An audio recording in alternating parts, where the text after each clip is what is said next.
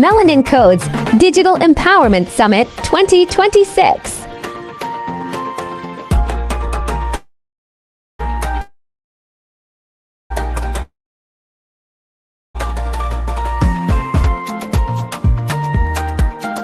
From learning to earning, building digital skills.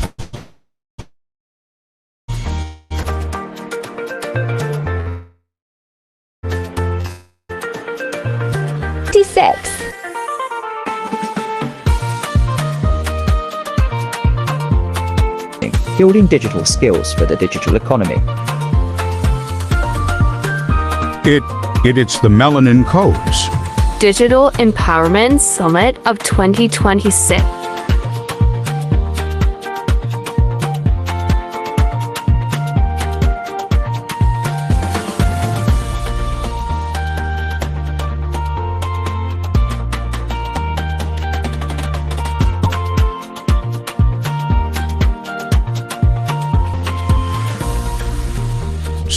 Digital empowerments.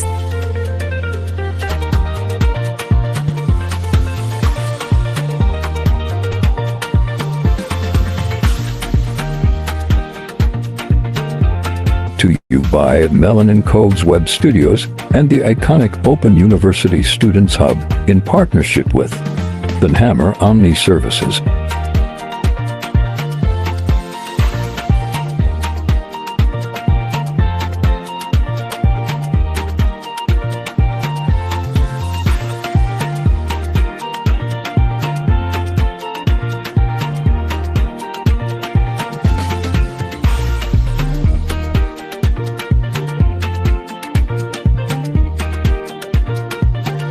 Melanin Code's Digital Empowerment Summit, brought to you by Melanin Codes Web Studios and the iconic Open University Students Hub, in partnership with the National Association of Nigerian Students Non-Zone and Hammer Omni Services.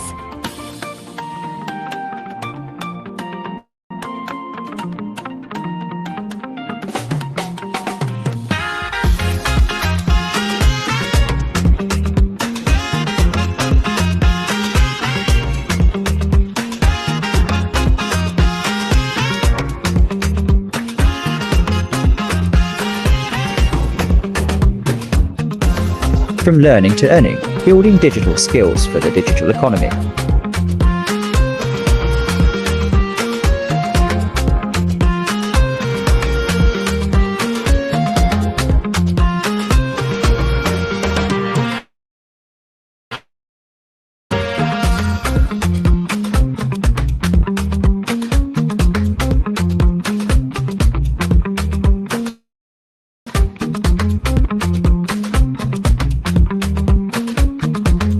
Melanin Codes Digital Empowerment Summit, brought to you by Melanin Codes Web Studios and the iconic Open University Students Hub, in partnership with the National Association of Nigerian Students NANS Zone A and Hammer Omni Services.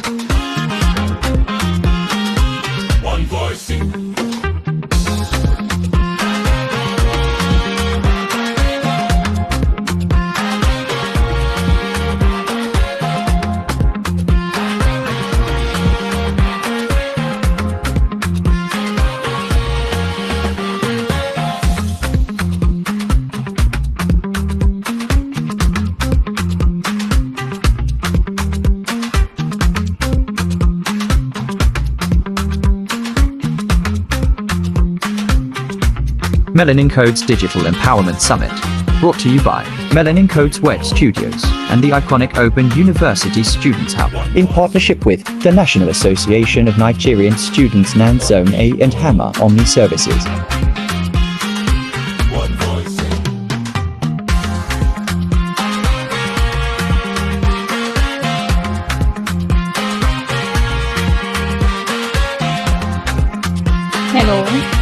Hello. Session is going to start.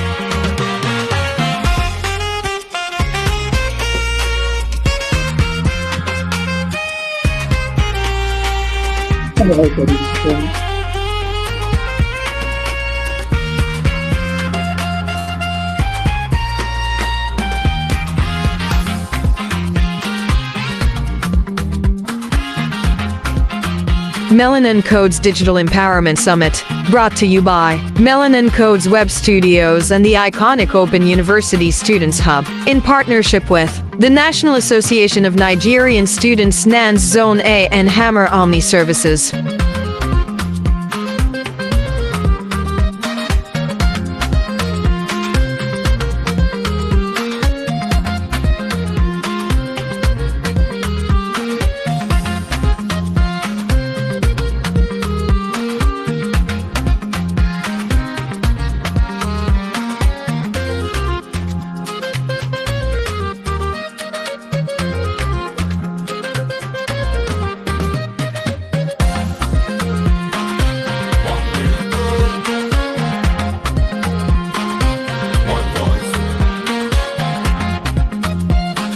Melanin Code's Digital Empowerment Summit, brought to you by Melanin Code's Web Studios and the iconic Open. All right. Good afternoon, distinguished speakers.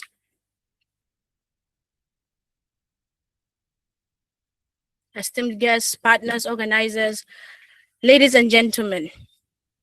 To ensure a seamless experience of the highest quality, please, I would like to make sure that everyone has muted their microphones.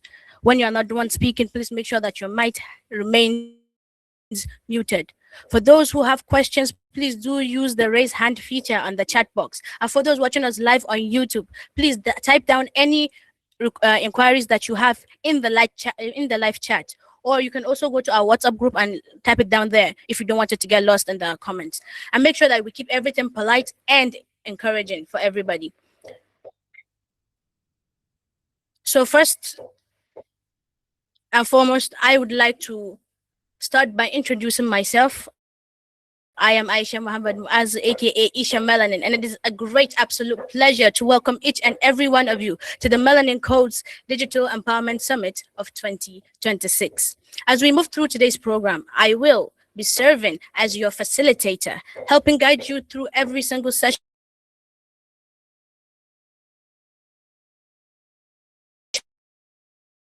that we're going to be taking to make sure that every Web Studios, in collaboration and support of our partners, the National Association of Nigerian Students, NANS Zone A, and Hamar Omni Services, I sincerely thank you all for taking the time to be part of a world where digital skills are no longer optional right now. They are becoming a necessity. They are becoming essential because technology has transformed the way that we learn, the way that we communicate, and even how we perform our business activities these days. Across the entire globe, countless of opportunities currently now exist for those who are actually willing to learn and to adapt. However, many students still ask important questions like, where do I start? Which digital skill should I learn from? How do I turn all these skills that I have learned into an income? Well, today's summit is designed to help answer those particular questions. So throughout the event, you will be hearing from experienced professionals, from accomplished speakers who have built successful careers in their respective fields. They will be sharing practical insights, personal experiences, and even actionable strategies to help you navigate your own personal journey. Whether your interest lies in technology, freelancing, entrepreneurship, cybersecurity, personal branding, public speaking, content creation, research, digital innovation, or whatever it may be, there is something valuable here for everybody. Our theme, as we know for today, is from learning to earning. That is, how can we build the necessary skills that we need in order to survive in today's digital economy that we are having.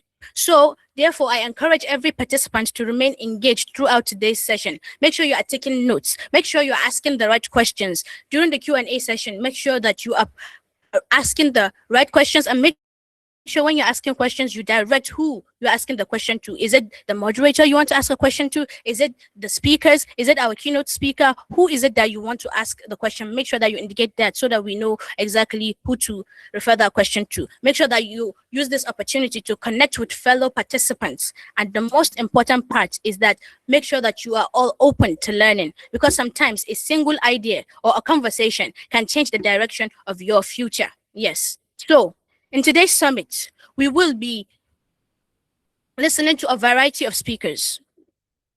And that's not just what we are here to do today. We are here to build a community of young people who are committed to learning, growing, and creating opportunities in the digital space.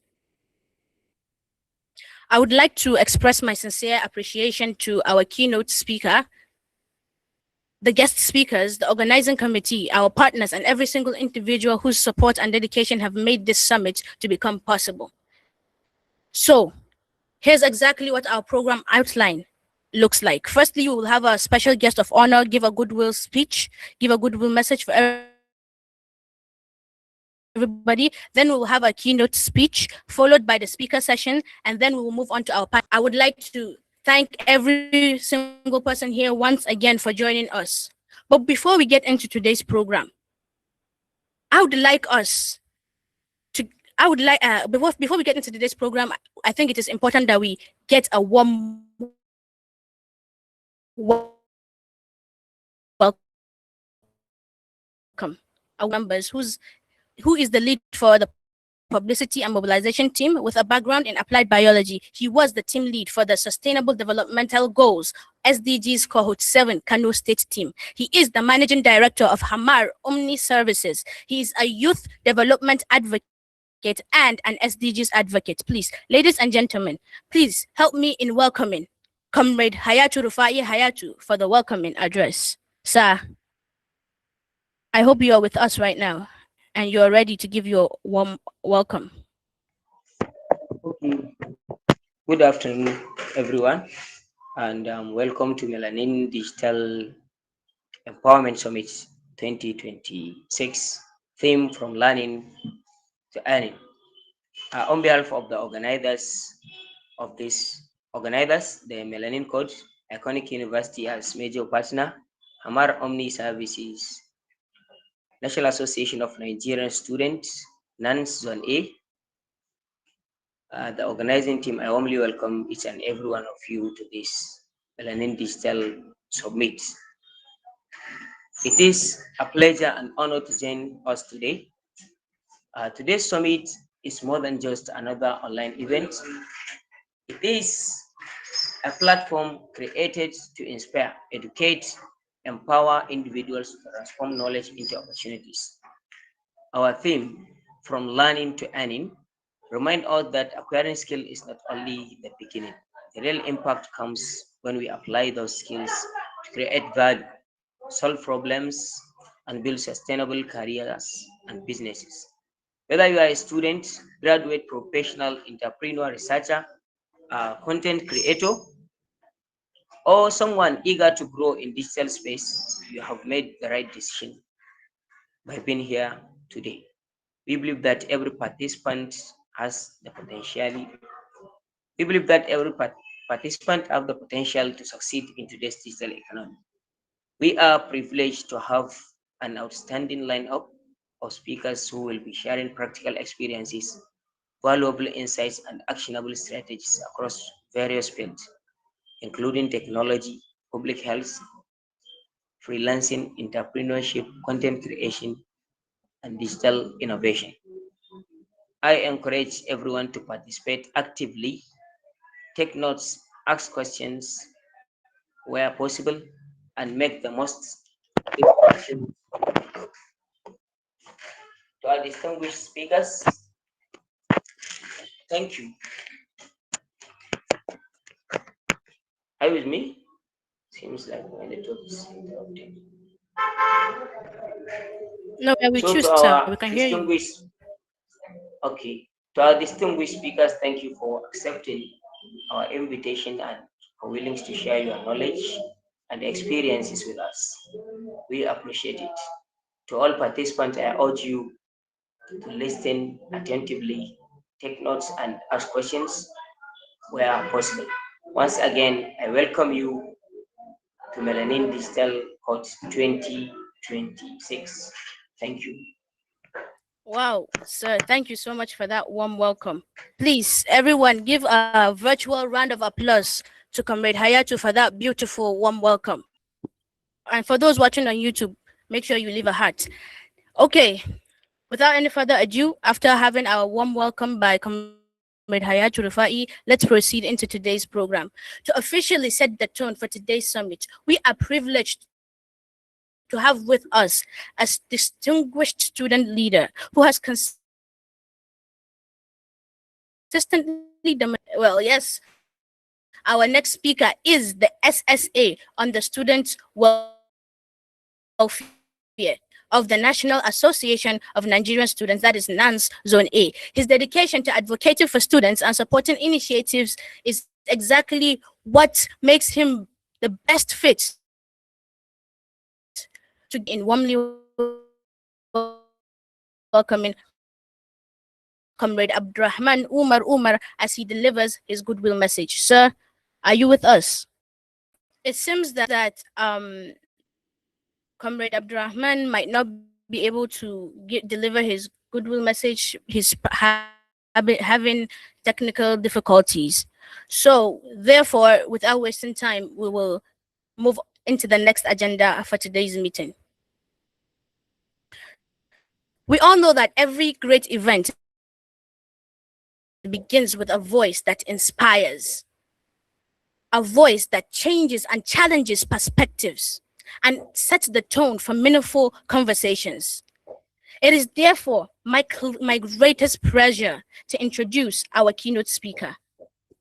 Our keynote speaker is someone who is a distinguished public health specialist, an educator, an epidemiologist, a researcher with decades of experience in education, research, and community development. Throughout his career, he has contributed immensely to public health education, research, mentorship, and humanitarian services, presenting scholarly work at numerous of conferences and monitoring countless of students and professionals.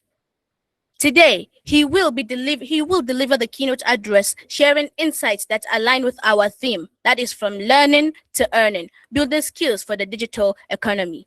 Ladies and gentlemen, it is my great pleasure to welcome our keynote speaker, my lecturer, my teacher, my mentor, Malam Mustafa Yunusa, to deliver his keynote speech. Sir, the virtual stage is yours if you're ready. Good afternoon, everyone. It is really challenging as I'm on transit right now, but I feel it is important I give some minutes to deliver the keynote speech, being highly important at this time of the day. As you are all aware, this is a keynote speech on the importance of digital skills, lifelong learning, and how to turn skills into career and income opportunities, which is delivered during the 2026 Melanin Code Digital Empowerment Summit with the theme From Learning to Earning, Building Skills for the Digital Economy. Participants, esteemed guests, ladies and gentlemen, distinguished guests and esteemed participants, you may wish to be reminded that the digital economy is that which pays for problems you can solve with a screen and an internet connection within the comfort of your home or the comfort of your office or anywhere which is comfortable to you. Digital skills and lifelong learning are basically your career and life insurance for the 2020s and beyond. Here is why they matter, especially right now in Nigeria and the world over. Number one, digital skills translates into access and opportunity. Jobs are going digital now. Even non-technical jobs now require spreadsheets, AI tools, social media management, data analysis, or basic coding. In Abuja, for example, and across Nigeria, sectors from financial technology, agricultural technology, e-commerce, and government services all run on digital platforms. Another reason why digital skills translate into access and opportunity is that remote and global work is made easy. Platforms and remote jobs for companies abroad require you to be digitally fluent. Without digital skills, you are locked out of those income streams. So those with digital skills are more marketable and are more job friendly. Another point is business survival. If you sell anything today or market any products at all or run any service, digital tools help you reach customers, take payments, track inventory, and automate without any difficulty. Without digital skills, it becomes harder to compete. This is a well-known fact today. Without digital skills, you are like an outskirt of what is the current situation on ground. Daily life is also part of it. From banking, taxes, school applications, to healthcare portals, most essential services are now online first. Key digital skills people are prioritizing today include the AI prompting, data literacy, cybersecurity, digital marketing, cloud tools, and even AI-assisted design content. Another important point to remember is the lifelong learning. It guarantees staying relevant. So, as we are talking about skill acquisition, lifelong learning, it makes you to stay relevant for some time without phasing out of the cycle. Technology changes every 12 to 18 months. What you learn in school won't carry you for 40 years. Future proofing. AI automation and new tools will replace some tasks, but people who keep learning can pivot into new roles. This is evidently proven. People who are always learning, they keep to the changing world, and that makes them always relevant and keying into the new roles that are emanating from the changing society. Adaptability is another factor. Industries collapse and new ones appear. Lifelong learners switch careers, upskill, or start new businesses without starting from zero. So those that are continuously in the process of learning always find it to switch lanes, and that really accommodates them well into the new environment that they find themselves. Confidence is also key. When you know how to learn, technology doesn't feel scary. You can figure out new apps, new regulations, and new job requirements on your own. Higher learning is potential. It's another potential. People who are consistently upskill earn more over time. Studies shows that there is a direct link between continuous learning and income or salary growth. Digital skills give you tools, and lifelong learning gives you the mindset to keep picking up the right tools to use them for making the better changes happen. So if you are thinking, you need to think like this today. Digital skills are a smartphone, as an example, and lifelong learning is knowing you will need to update the apps in your smartphone, learn new ones, and adapt when the next phone comes out so that you upgrade. Therefore, with Nigeria's young mobile-first population and growing digital economy, the gap between those with these skills and those without is widening fast. Government, non-governmental organizations, and the private sector programs are also funding more digital training now. So I strongly advise you to key in before it becomes too late. Thank you, and may God bless your efforts to learn the digital skills and earn more earnings. Thank you. May God bless you all. Thank you so much, sir, for that beautiful an insightful and thought-provoking presentation. Please, can we give a virtual round of applause to Malam, Mustapha, Yunusa for that insightful session? I need to see more hands. Come on. We have more people here. We need to see more hands. And for those on YouTube, spam the heart emoji. So thank you for that beautiful message. This definitely reminded us that learning is just the beginning, and it is actually how we decide to apply everything that we learned that helps us create opportunities that will create lasting impact. We truly appreciate your time and invaluable contribution to this summit. So now, earlier we were unable to, our SSA for the National Association of Nigerian Students, NANS Zone A, Student Welfare, was unavailable to give his goodwill message, but he has just notified me that he's available right now. So I would like to officially call on Comrade Abdurrahman Umar to give us his goodwill message before we proceed to our speaker session. Please, Comrade, if you can hear me, you may begin your goodwill message. Okay. Bismillahirrahmanirrahim. Protocol duly observed. It is with great pleasure that I, on behalf of the leadership of the National Association of Nigerian Students, NANS Zone A, extend my warm goodwills to the organizers, partners, distinguished speakers, special guests, and participants of the Melanin Digital Empowerment Summit 2026. As the SSA Student Welfare NANS Zone A, I strongly believe that digital empowerment is one of the greatest tools for shaping the future of our generation. In today's rapidly evolving world, digital skills, innovation, and entrepreneurship are no longer optional. They are essential for personal growth, national development, and global competitiveness.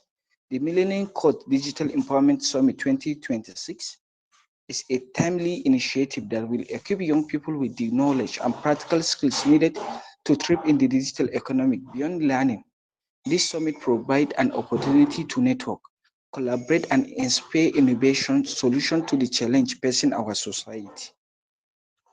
I encourage every participant to seize this opportunity wholeheartedly, learn with passion, engage meaningfully, and remain committed to continuous self-development.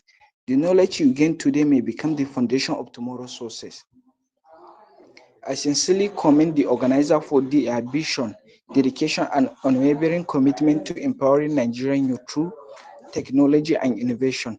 Your efforts are contributing significantly to building a generation of competent, productive, and digitally empowered leaders. As representative of Nigerian students, we reaffirm our commitment to supporting initiatives that promote quality education, innovation, entrepreneurship, youth development, and the overall welfare of students across the country. I wish the organizer a successful event and every participant a rewarding and impactful learning experience. Thank you, and may Almighty Allah continue to bless and guide us all. Amen. Thank you so much, sir, for that beautiful goodwill message. Without wasting any much time, I would like for us to move into our speaker session. Now, our first speaker is someone whose work reflects on innovation, growth, and the power of embracing opportunity in today's digital economy. She is a multidisciplinary professional with expertise in public health, research, data analytics, content creation, and entrepreneurship. She is currently associated with the National Institute of Health and Family Welfare under the Ministry of Health and Family Welfare, Government of India, where she contributes to impactful public health research, which is exactly what makes her the best person to bring valuable experiences and practical insights that will inspire us all to think differently about careers and opportunities that are available in this digital economy. Please join me in welcoming all the way from India, Miss Bhavika Kumar, to discuss on digital innovation for impact. Ms. Bhavika, are you with us? The stage is yours. Well, while we wait for her to connect, instead of just waiting around, let's use our time wisely. As we wait for her, I would like to present a little spoken word presentation that I have prepared for you guys to keep you guys entertained in the meantime. So, this is titled Wait Your Turn. I hope you guys enjoy it. Wait your turn, they say. But then the future whispered to me, learn. It said, Aisha, learn before the opportunity comes knocking at your door. Knock, knock. Learn before the clock actually stops. Tick tock. Learn before the world moves faster than yesterday's knowledge becomes today's past. Learn before everything that you seem to know changes. We are in a generation that no longer ask, where are the jobs? No, we ask, what problem can I solve? And Ms. Bhavika is here with us, so I will take a pause. Good afternoon, everyone. First of all, I would like to sincerely thank the organizers of the Melanin Codes Digital Empowerment Summit 2026 for inviting me to speak today. It is truly a pleasure to be here with all of you. My name is Bhavika Kumar and I come from India. I have a background in public health, research, data analytics, content creation, and entrepreneurship. Throughout my journey, one thing has remained constant. I have always been curious to learn, explore new ideas, and use digital technologies to solve real-world problems. Today, I would like to share how digital innovation has shaped my own journey from personal learning to creating impact among communities. I hope that by the end of this session, you will not only see digital innovation differently, but you will also feel inspired to use it in your own journey to create meaningful impact. Let's begin with a simple question. Have you ever used digital technology to learn something new, solve a problem, or improve your life? I'm sure most of us have. Maybe you have watched a YouTube video to learn a new skill. Maybe you have searched Google when you had a question. Or perhaps you have used AI tools like ChatGPT to study, generate ideas, or work more efficiently. Today, digital technology has become a part of our everyday lives. We use it for learning, for improving our health, for building businesses, and for advancing our careers. But here's another question I would like you to think about. Are we just using digital technology or are we using it to create meaningful impact? For me, that question changed the way I looked at technology. I realized that digital innovation is not simply about using the latest tools or following the newest trends. It is about using those tools with purpose to learn, to solve problems, and to make a positive difference. Today, I would like to share how digital innovation shaped my own journey from personal learning to creating impact for communities. Let's begin where it all started. Every journey begins with curiosity. Every meaningful journey has a starting point. For me, it began with a simple curiosity about health and fitness. A few years ago, I wanted to better understand how our daily habits and lifestyle choices influence our health and well-being. So I started learning. I read books, watched YouTube videos, explored online resources, and made the most of the digital platforms available to me. What fascinated me was that with just an internet connection and a willingness to learn, I could access knowledge from experts around the world. Gradually, I realized that digital technology was much more than the source of information. It had become a powerful tool for continuous learning and personal growth. Looking back, I would say curiosity became the foundation of everything that followed. As Albert Einstein once said, I have no special talent, I'm only passionately curious. That quote resonates with me because my journey didn't begin with a big plan. It began with a simple desire to learn. But learning something valuable is only the first step. The next question I asked myself was, how can I share what I have learned with others? And that led me to the next stage of my journey. As I continued learning, I realized something important. Knowledge becomes much more meaningful when it is shared. That inspired me to start creating health and fitness content on social media. Initially, my goal wasn't to become a content creator. It was simply to share what I was learning in a way that could help and inspire others. Over time, I started connecting with people who were interested in health and fitness, and I saw how digital platforms could bring together people with similar interests regardless of where they live. This experience completely changed the way I looked at technology. I realized that digital platforms are not just places where we consume information. They are also powerful platforms for educating, communicating, and creating value. For me, this was the first time I experienced how digital technology could create an impact beyond my own learning. And that made me think, if digital tools could help me educate people, could they also help solve bigger problems? That question encouraged me to explore new opportunities beyond content creation. As I continued creating content, I became curious about something more. I started asking myself, can digital technology do more than spread knowledge? Can it also help solve real world problems? That curiosity encouraged me to explore entrepreneurial ventures in the health and fitness space. During this journey, I had the opportunity to learn about market research, website development, Google Ads, and digital marketing. Each experience taught me a valuable lesson. Through market research, I learned the importance of understanding people's needs before creating a solution. Through website development, I saw how digital platforms can make services more accessible.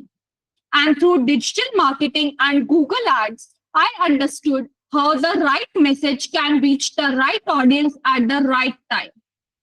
Although these experiences were different, they all reinforced one important idea.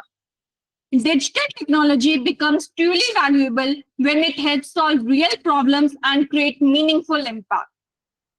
These experiences strengthened something I had already started to realize through my learning journey, that digital technology is much more than a source of information. It can also become a powerful tool for creating solutions. As my curiosity continued to grow, I wanted to understand health at a deeper level, not just at the individual level, but at the community level. And that naturally led me towards public health.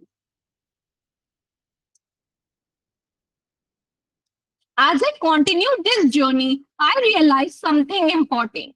Creating awareness is valuable, but I wanted to understand health at a deeper level.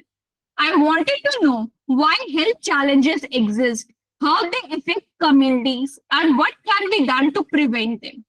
That inspired me to continue learning.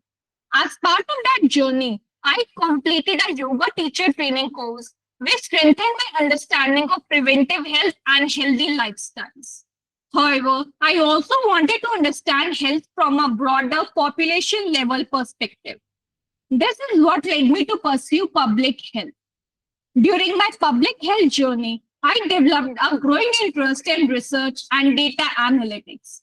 I realized that behind every health policy, every intervention, and every public health decision, there is data that helps us understand problems and make informed decisions.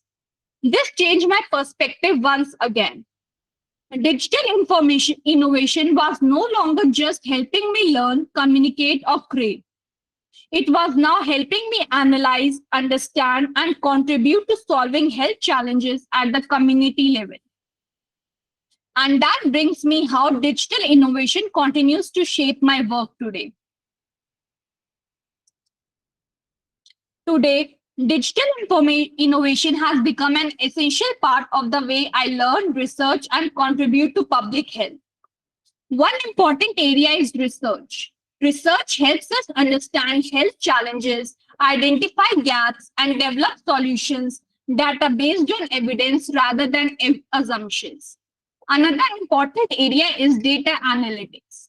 Every day, we generate enormous amount of health data, but data by itself has little value unless we can analyze it, identify patterns, and transform it into meaningful insights that support better decision making.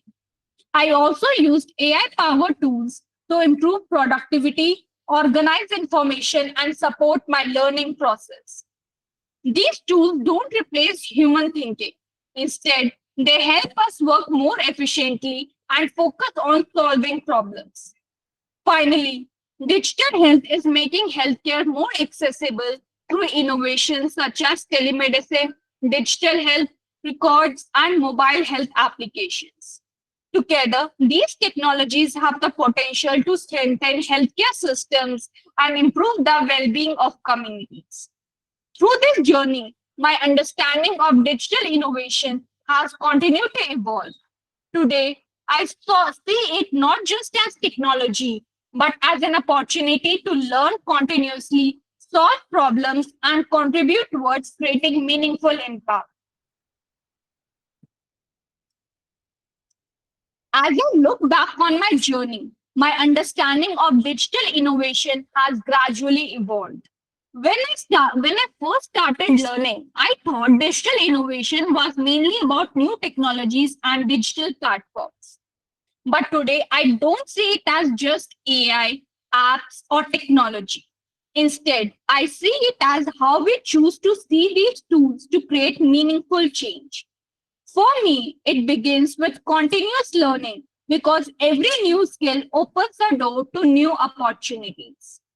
It grows when we apply that knowledge to solve real problems, whether it's educating people, improving services, or supporting better decisions through research and data. And ultimately, its values lies in the positive impact it can create for individuals, organizations, and communities. As I conclude my journey, I would simply like to leave you with three messages that have stayed with me throughout this experience.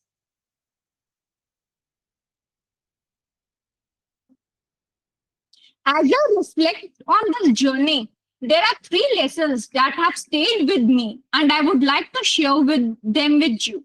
First, stay curious and keep an open mindset. Every new opportunity in my journey began with curiosity, whether it was learning about health, creating content, exploring entrepreneurship, or entering public health. Being open to learning allowed me to discover opportunities that I hadn't imagined before. Second, start small. When I began, I didn't have a complete roadmap. I simply took one step at a time. Looking back, I realized that meaningful journeys often began with small and consistent efforts. Finally, use technology with purpose. Technology is a powerful tool, but its real value comes from how we use it. For me, it has been a means to learn, connect with people, understand problems, and contribute towards creating positive impact. These three lessons continue to guide me, and I hope they encourage you as you continue your own journey. As I conclude, I would like to reflect on how this journey has shaped me. What began as a personal curiosity about health gradually evolved into a journey of learning, sharing, exploring new ideas, and contributing to public health.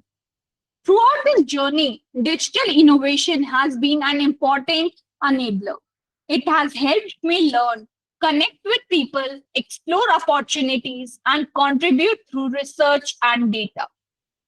My journey has taught me that technology alone doesn't create impact. It is people who use technology with curiosity, purpose, and a willingness to learn who create meaningful impact. As I continue this journey, I look forward to learning more, contributing more, and using digital innovation to create a positive impact in the communities I serve. Thank you very much for your time and attention. It has been a pleasure sharing my journey with all of you. Thank you. We'll be having a question and answer session after all the speakers. So for those who have questions, they will be asking after every speaker has spoken. Okay. Thank you so much. It's been a pleasure being here. Thank you so much. It's been a pleasure having you here. And I know that everyone here has definitely learned. And I hope that everyone has been enlightened with this beautiful, amazing session of yours. Please, a virtual round of applause for Miss Bhavika because she did an amazing job. For those on YouTube, make sure you spam the heart emoji. Ladies and gentlemen, let's get ready to introduce our next speaker. Our next speaker is someone who is passionate about helping young individuals to reach their potentials and to build meaningful careers through communication, leadership, and personal development. This speaker is a dynamic communicator, a voice-over artist, a career guidance counselor, a digital marketer, a mentor, and she is the vice president of JPI Kano State Chapter. She will be discussing and guiding us through using our voices as digital assets and how communication builds influence and opportunities. Please, ladies and gentlemen, please help me in welcoming Amina Hassan, also known as the main voice. Ajia Amina, you are welcome. Okay. The virtual Thank you so stage is all yours. All right. Thank you. I don't have a slide, so I will be making use of my face. Yeah. Okay. Good afternoon. I wish this was a physical session, but good. So I will be talking on your voice is a digital asset, how communication builds influence and opportunity. Just a quick icebreaker to tell you, I am a very practical person and we'll be doing a lot of working together. That's actually fosters more of learning. My name is Amina Hassan, the main voice, and I'm a voiceover artist like Aisha Melanin introduced me, so I won't want to repeat myself. Okay, so in my topic, I have keywords, 6 keywords, right? I have voice, I have digital, I have asset, I have communication, I have influence and opportunity. So first of all, I would just use myself as a case study since I don't have anyone in front of me to use. I'm using my voice right now through a digital means, and it has actually created a lot of things for me, creating impacts, using it to make money, and lastly, using it to influence people and things. And we have communication. Communication is the ability of me to speak what you understand, and at the end of the day, get feedback. I have another thing, influence. Influence is the ability for me to actually get people to do what I want. And in this session, my influence is to make you understand what I'll be talking about today. And lastly is opportunity. My voice has created opportunities for me. I love mentioning money. That doesn't mean I'm a money monger. It means I have actually gotten into places I have never dreamt of. Those are the opportunities. So to dive in, within the next 15 minutes, I want you to see your voice as a digital asset, or rather, I will help you see your voice as a digital asset. I will make you learn the difference or make you understand the difference between speaking and communicating. And lastly, how you can use your voice in creating influence and opportunities for yourself. I would love to get reactions to show I'm communicating. Thank you. All right. So quickly ask a question. This question is not really for a feedback because it seems I can't really get that within the stipulated time. But have you ever sent a voice note to someone to maybe make the person change their mind on doing something? Or this is a perfect example. I have two pillows here. Sorry, like I said, I'm very practical. Okay, so this actually will be understood more by Nigerians. I know we have people from different countries in the call, but really understood by Nigerians. When you go to the market and you want to buy something, like you want to make a purchase, right? You have this as the item you want to purchase. And the first thing, of course, is asking, hey, how much do you sell this? And I tell you, okay, I sell this for 10,000. And a good and real Nigeria would tell you, no, I'm not purchasing this for 10,000. Can you do me for 5,000? Let's try 5,000. You'd be like, no, it's too expensive. So rather, it's too cheap for 5,000. I'd be like, okay, fine. I'll make it 6,000. Does it work? And the next thing is, okay, why not you add 500 to it? So I will explain what that is. And at the end of the day, you end up purchasing something of 10,000 for just 6,000 or 7,000, or maybe lesser than that. You have just influenced the person to sell it not the regular price. And you did that using your voice. But a lot of people see it like, okay, it's just a normal thing. But as a communicator and a coach, that is not just a normal thing. It is rather the power of influence, because not everyone can actually do that. Okay, so that's the question I have for you. Just think about times where you have to do things with your voice and you end up achieving a very good result. Let me give you a very quick example of myself. I'm speaking from Nigeria and you're hearing me from different part of the world. My voice had to go for visa, passport. It didn't really have to do a lot of juggling and huddling to get to your ears right now. And yeah, in a way, get into your heart. So that shows that my voice has actually traveled, influencing or doing things that, I mean, I can really get there in a day or in minutes, right? All right. So that is making you understand that your voice is an asset. I've made you understood that your voice is an asset by convincing, by making people really do what you want, and showing up confidently. Though I have the point of confidence, not at this point. We have an asset already. And the reason why a lot of people do not really achieve what they want to is because they don't use their voice in the right way, or they don't use their assets in the right way to get what they want. Let me give you a brief story. I was still in the university when I started doing all of the things I started doing for money. For making money, yeah. I did voiceover. Voiceover was the beginning of what I started doing to earn. I had to go on cracking my voice. Yeah, I already have a nice voice, but how well can I push myself? How much consistent can I be? How much practice do I have to undergo to make sure I sound a certain way? And I don't know how many of us know voiceovers here.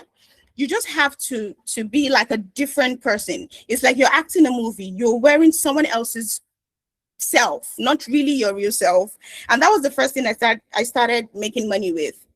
So permission, I like to do a bit of voiceover so you hear that I actually sound different from what I'm sounding right now. Let's try an MTN. What's it called? The IVR. Let's try an MTN IVR. Dear customer, the MTN number you're trying to call is currently not available. Please try again later. Thank you. So this is just me trying to do this in a way. It actually sounds different for what I'm sounding right now. And that has to do with a lot of practice, right? That's now me knowing that, okay, Amina, you could actually tweak into different voices and use it in making money. Asset, getting result. And the result is, of course, what I want to aim with my voice. And quickly, due to time factor, let me now talk about the difference between communicating and speaking. And we go to the last point before I join everything together so you understand what I've been saying. So communicating and speaking, they're two different things. You could speak without communicating. In school, I was taught, because I studied mass communication, in school, I was taught that effective communication, it comes from the sender, it goes through a channel, then there's a receiver. At the end of the day, you get feedback. So if you do not communicate effectively, there is no way you receive a feedback. And if your communication doesn't follow the appropriate method, it won't get to the receiver. And of course, there'll be no feedback. So what I want you to understand right now is, let me give an example. If I were to speak Hausa right now, magana da mutane da kuma fahimtar juna, just a one-line thing. I just said, or 2 lines. If I should ask Bhavika, I don't know if the pronunciation is correct. If I should ask her what I just said, like the translation of what I just said, she might not really get it. I don't know if she understands Hausa, but if she doesn't, being an Indian, she might not understand it. That is speaking. I am speaking, of course, I sounded, you heard my voice, but I wasn't communicating because she doesn't understand and she's part of my audience. So if you cannot speak to be understood, there is no way you have communicated. So learning how to communicate deals with a whole lot. Let me just give us 3 main things. Number 1, if you want to be a good communicator, the first thing to do is to understand what you're talking about. Let me tell you something. I could actually talk about anything about communication, public speaking, anything about voiceover, facilitating, youth. I could say all of those things without using a slide. I could say all of those things when it comes impromptu. But how well can you do your own topic without being ready? So the first thing is to understand your niche. The second thing is to understand who you're speaking with, your audience. And the third thing is to practice beforehand, of course. That is like the 3 simple ways you could communicate effectively. Understand your topic or get to be on your niche. Do not go where is not your place. The second thing, understand your audience. And the third thing, you prepare.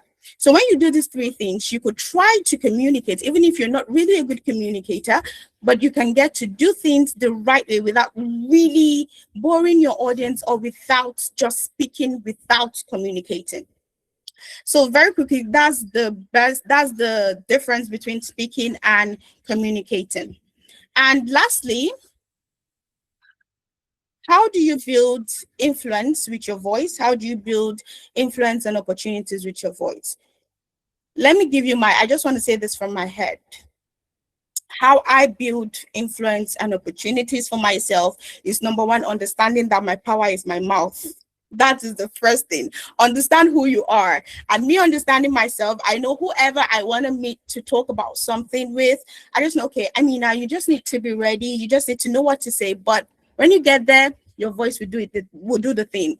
Your intellect, you already have the intellect here, mashallah, but connecting what you know you have with your power gives you the room. And that's where confidence comes in. Sometimes there's situations where you own the room or you have the room, but you don't know how to push yourself in the room. Let me give you a case scenario. I was watching one of Vin, he's a public speaker. I was watching one of Vin's videos and he raised his book up. Okay, let me make use of my pillow again. So he raised his book up, he was like, who wants this? I think that was the question. Who wants this? And a lot of people, about 70% of the people he was talking to raised their hands up. But 2 of them came out to get the book. You get the difference. You raise your hand up, you're in the room. You're actually where the opportunity is, but you're raising your hands up. You didn't push, you didn't do the extra to get to that point of collecting the book. And the 2 people that did got the book. He had to give another book to the other person. That means you have to be extra. I'm a very extra person. I won't lie to you. I'm a very extra person. I try to do when we are 5 in the room, what will I do different? I start thinking about that. Okay, you have the voice already, you have the brain. Okay, what would this person do that you need to add up? Like, okay, or what didn't this person do that you need to do? And that's how I get my opportunities. That's how I get my influence. That's how I influence and get the opportunity. So now connecting everything together, your voice is a digital asset and how to communicate for influence and opportunities. You already own the voice. You can do that by creating content, meaningful content, please. Creating meaningful content, creating podcasts. There are audio podcasts, videos, volunteering. A lot of people don't say this, but the point I am right now, volunteerism has 99.9% influence to that. And I will say this over and over again, that volunteering gets you to where you've never thought of being to. So understanding that your voice is an asset, what do you want to use your voice for? Okay, maybe I don't have a nice voice. Go for coaching, please. Pay for coaching classes. If I should tell you how much I've paid just to get to this point, I bet you, okay, let me give myself this net worth. I might be one of maybe the richest youth in Kano State. Yeah, I've paid a lot. That's just to tell you. It might be an hyperbole, but I have paid a lot. I have risked a lot, not sleeping, reading over. I don't like reading, but I had to force myself to read because I know, okay, Amina, you have the voice already. How can you get to be more articulate? How can you get to show people that, yeah, you're worthy of being a coach? And I always tell this to my client, whatever you want to do, just be natural. Yeah, people might find it awkward. People might find it like, okay, you're not the random normal person. Yeah, I'm not. And that's what makes me me. So understanding your voice as an asset, communicating, not speaking, and using the communication skills and your voice to get opportunities and influence in your niche. Thank you so much. And I'm very open for questions. Thank you. Wow. Amazing. A round of applause for Miss Amina, please. She does deserve it. Now I understand why they call you the main voice. I perfectly understand it now. That was such a powerful session. Thank you so much for an inspiring and practical session. I'm pretty sure that your insight on communication and how we can use our voice has definitely given everybody here a lot to reflect on and think about. So we appreciate your continuous contribution. Our next speaker is someone who has dedicated himself to advancing knowledge in public health while still monitoring and supporting young professionals in his field. He is a public health researcher, a master of public health candidate whose passion lives lives through evidence-based solution. Today, he will be guiding us through how we can turn public health knowledge into digital skills and solutions. That is the skills, the innovation, and even entrepreneurship. Please help me in welcoming my dearest friend, my fan, and forever supporter, Mr. Yusuf A. Musa. Sir, you are welcome. I hope you are here with us right now. Well, it seems that Mr. Yusuf is having a bit of technical issues before he joins us. Let's continue with our little poetry session and keep ourselves engaged in the meantime. So I was just reading a poetry called Wait Your Turn that I wrote recently. It's about the summit itself. It's called Wait Your Turn. So listen carefully. People told me to wait my turn, but the future whispered in my ears. Learn, it said. Learn before the opportunity comes knocking in, knock, knock. Learn before the clock stops. Tick-tock. Learn before the world moves so fast that yesterday's knowledge becomes today's past. We are the generation that no longer has to ask, where are the jobs? We ask, what are the problems that we can be able to solve? And so they asked me, what exactly is your plan, Aisha? I said, it is to learn. They laughed and they said, learning won't pay the bills? I smiled and then replied, well, watch my skills, because I know that every single master was once a disaster. Every single winner was once a beginner, and every single giant today started from being smaller, and every dollar started with a learner. You see, learning is not a delay. It is the runway. It is the staircase before the showcase. It is the rehearsal before the applause. It is the process before the cause. So do not despise small beginnings, because small beginnings actually produce big winnings. See, the world has changed so much, so much. The game has been rearranged. No longer, it's no longer about who do you know. It's about what can you do. Can you design or can you define? Can you create or can you innovate? Can you code or can you upload? Can you edit or can you credit your future with the work that you've done today? Because every single click can build every single line and make it into bricks. And every single line can be redefined, creating and existing files that can change you and take you to the highest of miles. Every skill can definitely pay a bill. And one day, I am telling you, one day, this keyboard will become your calling. I guess we can continue while he tries to reconnect. And one day, the keyboard, this keyboard, yes, it will become your calling. The camera will become your currency. The microphone will become your ministry. And the internet shall become your industry. So do not consume, create. Don't just watch, participate. Don't just dream, demonstrate. And do not just wait, innovate. Because success loves preparation.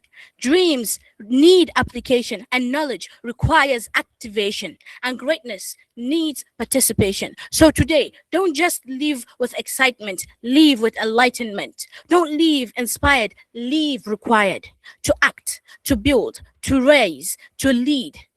Because the distance between learning and earning is not luck. It is not chance. It isn't even magic. It is a courage. It is consistency. It is competence. It is dedication. And it starts with one decision, which can help you change the direction of your future. So when the world asks you, who are you? Tell them, I am a learner. I am a builder. I am a creator, a problem solver, a future leader, and by God's grace, an earner. And wonderful, wonderful. Mr. Yusuf seems to be I back. think I just have to actually use without sharing the slide because I don't know what's happening. If that will be okay. All right, it's not a problem. All right, okay. Good day, ladies and gentlemen. It's actually a very warm moment to actually be here with you. And I'm Yusuf Abubakar Musa, as aforementioned by a great friend whom I always tend to give a special regard to. Without much waste of time, I'll just indulge into the main action. I will be speaking about turning public health knowledge into a digital solution, following the theme which Matt mentioned from learning to earning, building skills for digital economy. What I'll be covering among this presentation will be introduction, why we need digital health, and why is digital economy, digital skills to learn, digital solutions in action, turning skills into home, challenging, then digital solution in action, turning skills into income, challenges, as well as the careers in conclusion. So I try to make a very precise and simple slide for we that have it that are not actually having a very great qualification. We have at the back for easy apprehension and understanding. So I tend to use this term technology in changing healthcare. Technology in changing healthcare is indeed a very demanding perspective due to so many challenges that were into practice. Where now hospitals and health workers use their apps, data, and online tools every day. Knowledge alone is not enough. You might have the knowledge, but putting into practice due to hinges, challenges that actually deter you from doing what you should have done. And also, going digital tells you there are bigger and newer opportunities that might actually come to your table. Why public health need digital tools? Because there are so many diseases. So many diseases are now emerging and re-emerging. not enough workers. The workload is heavy. The human resource is shrinking due to too many reasons. The number of doctors to patient rate is drastically dropping. The aspect of human participation into the aspect of health is always shrinking. Brain drain is being embraced. A lot of people are running away from this country just because they want a greener and juicy posture. Unequal access. When we look at this aspect, this has been a bottleneck to every public health professional where there is an unequal access to health services where people from the rural suffer the most due to having a distance before they reach the hospital. And even the people close to the hospital are pushing over for more sophisticated hospital, going abroad to other purposes and seeking their health. And also this slow system. Paper records and manual work make health service slow than it's required. Then what is this digital economy that we have been talking? In a simple term, a digital economy means making money or value using computer apps or treatment. That was a kind of a workshop that we had here in Moscow where someone from the United States of America come down to actually give us a knowledge which I'm actually inspired and I'm thinking of working on that to actually see it's been implemented back in my country. It's called a pain detector. It's just an app that will be installed in every hospital, in every hospital where the pain of every individual can be measured. Because you might not actually know what is wrong with this patient, you keep giving him injection, not knowing the degree of the pain that that person is actually getting into. So with this kind of application or intervention or innovation, we can actually simplify or get to know the real intent of pain than just giving injection. It's not about injection, it's about getting to know the intent of the pain and given the necessary requirement using special apps that will serve as the detectors. Then health fit right, health apps and online consultation. At the theme mentioned, it's from learning to earning. Making online consultation would actually make you catch alerts because there was a guy who had come in contact that used to give an online consultation, and the money he used to receive is massive. It's actually a huge amount of money. Then what is this digital economy in public health? It talks about health technology, data analytics, and digital education. What does health tech talk about? If we can recall, even now in Nigeria, there is this implementation of electronic health record system where things have been simplified. The bulkiness of the offices has been reduced. Everything has been made into a computerized system where patient will just move into the hospital seeking healthcare without holding a single paper, unless if he's just going for to the pharmacy. So this is actually a very welcome, and a digital world tells you that things are expanding. In this data analytics, there are so many things that have been used in this aspect where when you learn them holistically, you will actually get a lot of knowledge as well as an income. Till I'm just trying to see that I will be linking what I'll be saying to the main theme that says learning and earning. So public health is a very good place that requires anybody to come, or all of us to join hands and actually make the impact. Technical digital skills to learn, data analysis, AI literacy, health informatics, and basic codings. AI is not just about you asking him, do this assignment, write this thesis, do this dissertation, give me a solution. AI is beyond this. You can actually concoct it. You can actually do a lot of things with AI itself, not just in solving your basic or simple chores. Health informatics, which is now trending globally with a lot of opportunities, lot of scholarship in Saudi Arabia, Europe, and other part of the world. This particular health informatics, when you learn it, it's giving you more juice apart.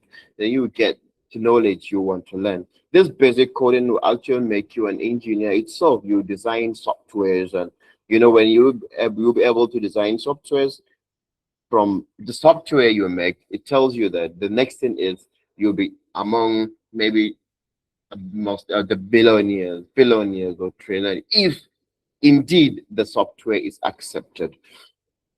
Then I tend to design the entire idea that talks about knowledge. When you get the knowledge with the skills and you think you create an innovation, then the next thing an income is assured. Digital solution in the aspect of telemedicine. What is it?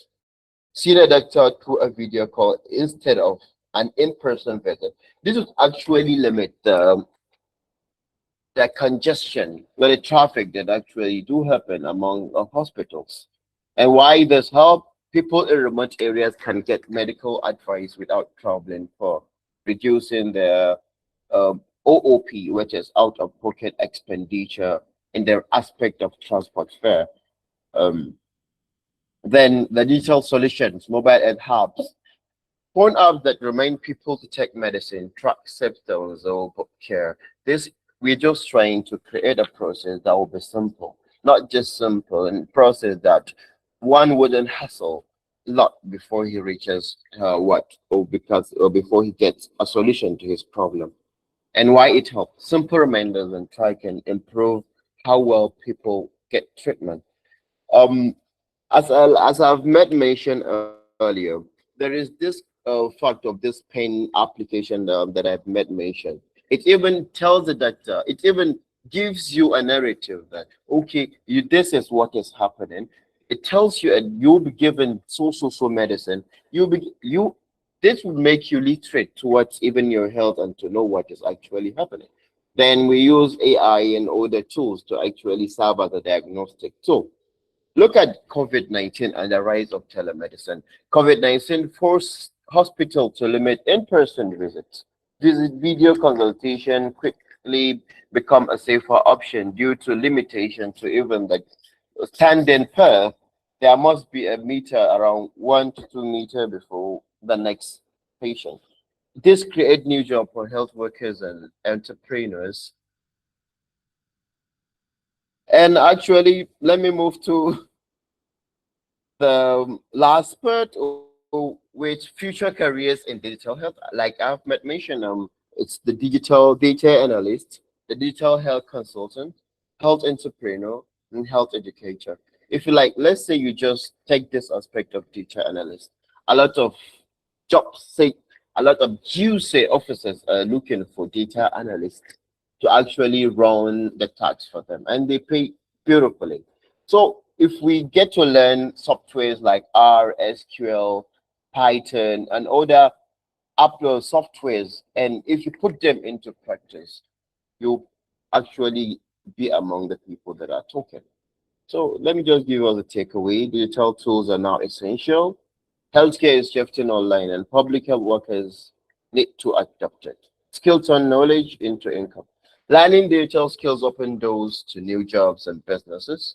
Challenges are manageable. You see, like we keep on saying that there is no this, there is no that, there is. But if the first thing that we tend to change the ideology of people is the ability to accept. Are we ready to make the impact? Are we ready to take the change? And are we ready to practice the change? You might take the change and you do not practice the change. So with all this kind of things, when we put them into action, we'll actually get the needed things, and to make things more simpler and more gaining. And then I would like to share this last part. It says learning plus innovation guaranteed earning. Public health professional who embrace digital skills and innovation can improve health outcomes while building sustainable careers. Thank you very much. Well, thank you so much, Yusuf, for that beautiful session. And like always, you are one of my you're actually my number one fan and supporter. So I appreciate you for always being there when I require you to be. So thank you so much. And I know that this beautiful, informative presentation that you just shared, I'm pretty sure everybody appreciates it. So please, a beautiful round of virtual applause for Mr. Yusuf for that insightful session. Who is our top commenter? Our top commenter, the person who is most active on the live chat right now is Mariam Ibrahim, to my mom. Thank you so much for being the number one commenter and for being the number one person with the most comments. And then the second person I want to shout out is our second top commenter, Hindatu Muhammad Tukur. Thank you for being here and joining us and commenting. Thank you for keeping the engagement. Our third commenter, the third top commenter is Rabia Ibrahim Barua. So all the ladies are dominating, ranging from my mother and a few other people. So the most people commenting are ladies. That's crazy. And the funniest part is that the majority of people who registered for the summit are all males. So where are they? All the males that dominated the registration form. Where are all of you right now? Let me know. Show up in the comment section. This is your time to shine. Show up. Our next presenter perfectly embodies the theme of today's summit. He is passionate about helping students and young professionals to build profitable careers in this digital economy. He is a creative director. He is a web developer, a public speaker as well. And he has built a successful career by turning digital skills into income while still pursuing his university education, with his topic for today being the art of the pitch, that is translating your digital skills into high-paying clients. Ladies and gentlemen, please help me in welcoming Mukhtar Ishaq. Sir, the virtual stage is yours. Are you with us right now? Now, I want you to imagine a young man. He had the tools, but he had no territory. He had the craft, but he had no cash. He had the potential, but he had absolutely no platform. He would wake up every day, he would open his laptop, write the most beautiful lines of code, design the most stunning graphics, and build things that would make you pause and stare. He was a master in the making, but alas, the time was not his time, and he was in a place that was not his place, realizing that the world does not pay you just because you are good. The world pays you because you know how to make them see that you are good. Many of us are like that young man. We spend months, sometimes even years, mastering a skill. We watch the tutorials, we take the courses, we buy the data, we do the late nights. We cross the bridge from not knowing to knowing, but then we get stuck. We get stuck because we realize that having a skill is not a business. Having a skill is just having a tool. And a tool in the hands of a silent man will never, ever build an empire. Hello, everyone. My name is Mukhtar Ishaq. I'm creative director, a website developer, and a medical laboratory science student. Yes, I spend half my life in the lab and the other half on my laptop trying to build websites and brand. Today, we're going to talk about the art of this summit, from learning to earning. But I want to zero in on the bridge that connects these two together. That bridge is called the pitch. If you don't know how to pitch, you will learn the skill, but you will not earn the bill. You will know how to do the work, but you will not own the wealth. So what is a pitch? Many people think pitching is begging. They think pitching is going to a client's DM and saying, please, sir, I'm a graphic designer, patronize your boy, help my ministry. That is not a pitch. That is a plea. A plea asks for favor. A pitch offers a future. A plea makes you look small, while a pitch makes you look strategic. When you pitch, you're not begging someone to give you their money. You are offering them a key for them to unlock their own growth. You don't, how should I say, you don't pitch the skill to get the client. You actually pitch the client to fund the solution. If you want to master the art of pitch, you must turn your digital skills into, high-paying clients. You need to master 3 simple things. These 3 simple things are what I call the 3 C's. Number 1, the connection. You need to stop selling the hammer. If you sound like everybody, you will be ignored by everybody. And if you are ignored by everybody, you will be paid by nobody. When most techies or most creative pitch something to you, they will talk about themselves. Talk things like, oh, I know HTML, I know Python, I know WordPress, I can design Adobe Illustrator. But listen to me carefully. The client does not care about your tools. The client cares about their trouble. See, clients don't buy websites, they buy wealth. They don't buy logos. What they buy is loyalty. If a business owner is losing customer because their website is slow, They do not care whether you are going to use Elementor or you are going to use Next.js or you're going to use DVT. What they just want is for that bleeding to stop. When you pitch to them, you must connect to their pain. So you don't go saying, hi, I can build a website for you, blah, blah, blah. Rather, you say, oh, I noticed that your current website takes like 10 seconds to load. In today's economy, that kind of delay means you are going to lose 40% of your buyers and they won't even see your products. I can fix that. I can help you put money in your pocket by fixing that. This is all you need. Do you see the difference? The first one is a commodity, while the second one is a connection. You are speaking to their problem and they will open their wallet. The next C is clarity. You need to speak human, not tech. See, I know we are tech professionals and we love big words. We love to sound smart, but confusion is the enemy of conversion. If you confuse them, you will lose them. The easiest way to lose a high-paying client, the easiest way for you to lose a high-paying client is for you to speak a language that they do not understand, for you to be in a room that is not their room, hoping that they are going to understand a vision that is not their vision. You need to keep it simple. You need to keep it human. You don't go to tell a local business owner about your multifaceted AI-driven algorithmic framework designed to optimize their paradigm shifts. Oh God, nobody will answer you. They will look at you, they will smile, and they will tell you that I will get back to you. And we all know they never get back to you. Instead, you tell them that you can set an automated form that when a customer clicks your link, they will get their details straight to their phone instantly. That's all. This is clear. This is direct. This is simple. Clarity is going to create trust, and trust is the only currency that buys high-paying clients. If they understand what you are doing, they will value what you are doing. If they value what you are doing, they will pay what you are asking. The third is conviction.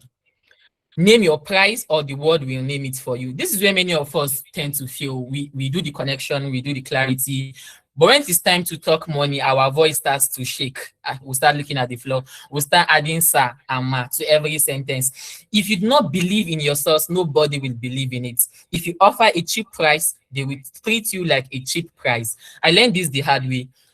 Juggling my medical studies and my creative agency, as a student, people naturally want you to pay. What should I say? People naturally want to pay like student prices. They want to give you peanuts because they think they're just trying to buy data and just survive on campus. But you must realize something. Your value is not tied to your age or your location or your student ID card. Your value is tied to the results that you deliver. When you state your price, say it with your chest. Don't stammer. Don't end your pitch by saying, okay, so what do you think? End it by saying, when do we start?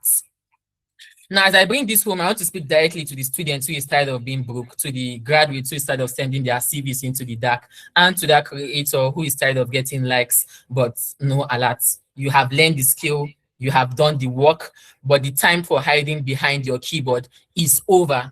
You cannot wait for the perfect time. You cannot wait for the perfect client, because the perfect client is created by the perfect pitch. Remember when I started my speech, the young man I talked about at the beginning, right? The one who had tools, but he doesn't have any cherry tree. The one who had craft, but he doesn't have cash. Yeah. That young man only changes his story the day he opens his mouth. So when you leave this summit today, do not just go back to learning more code or learning how to design. Do not just go back to watching more tutorials. Spend time learning how to spend the genius that you already have. Connect to their pain. Speak with clear words. Command your price with deep conviction. Do not just work for the money. Let your words do the work for you. Because in this digital economy, the one who knows how to do the work gets paid, but the one who knows how to pitch the work gets wealthy. Thank you very much to Melanin Code Web Studios thank you Iconic Open University Student Hub for putting together these incredible summits. My name is Mukhtar Ishaq, and may your skills always make room for you, and may your pitches always turn into paychecks. Thank you, and God bless the houses.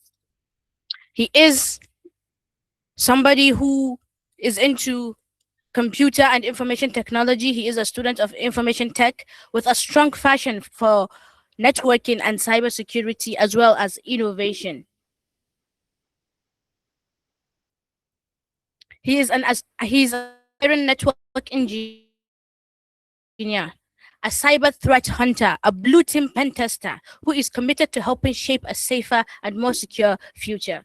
Please, can you get the slides up? Thank you. Please, everyone, join me in welcoming Mr. Aminu Mudi to walk us through technology, teamwork, and studentship. That is, how can we build blocks for a vibrant digital economy? Sir, Mr. Aminu, the stage is officially yours. So, as you rightly said, my name is Aminu Mudi. I am student of Iconic, pursuing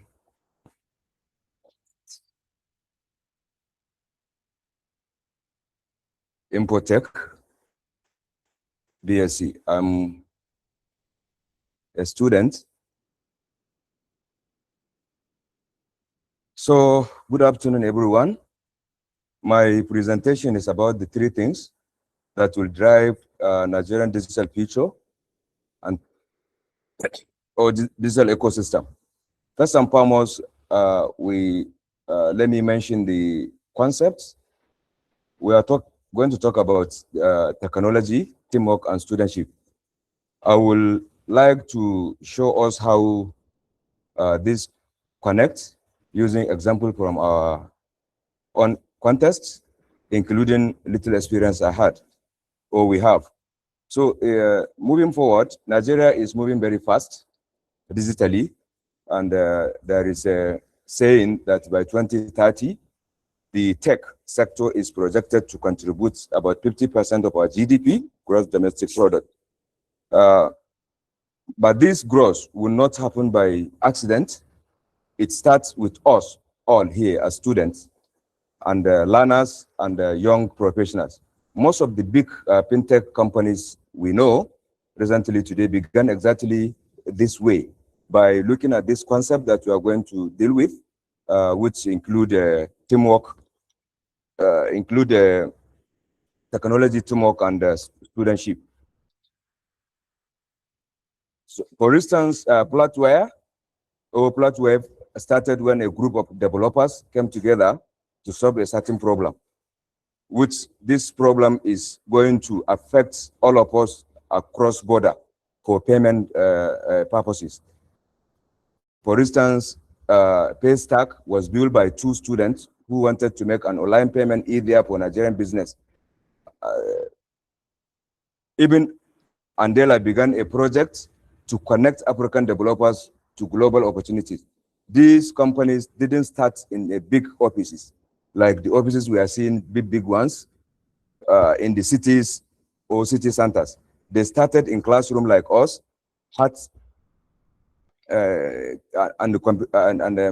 mostly during the competition like what we are now experiencing. When students decided to solve real problem, that means the next big idea could come from this particular room, from all of us here.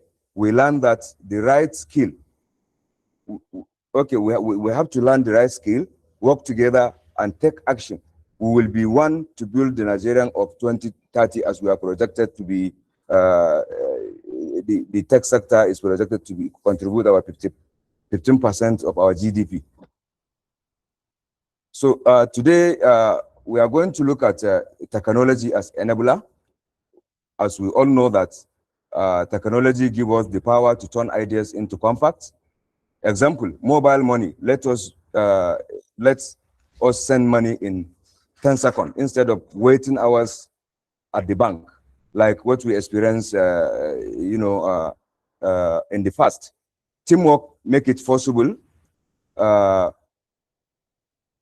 instance, we look at Paystack, which was founded by two students who work together to solve online payment challenges for Nigerian businesses and other businesses across the globe. Alone, it was hard, but together we built something that used by thousands of people today. Studentship is where it is all starts. For instance, we look at Platweb, where many other fintech began as student projects in competition, in classroom, and so on and so forth. Technology gives us tools. Teamwork gives us very strength for us to build a better economy or better digital ecosystem. Student gives us the time to learn. We have the time to learn as we are learning currently. The 15% GTB that we are talking about we can achieve it through all this teamwork, studentship, and this. We cannot work alone. Everybody must come together. We must collaborate for us to achieve what we want to achieve, whether within the economy or across the border. So I'm going to look at example. As I said, Nigerian tech ecosystem is growing fast and solving real problems. Fintech like Plotweb and Paystack made it possible for any business to collect payment online. E-commerce platforms like Jumia, Konga, and so on and so forth.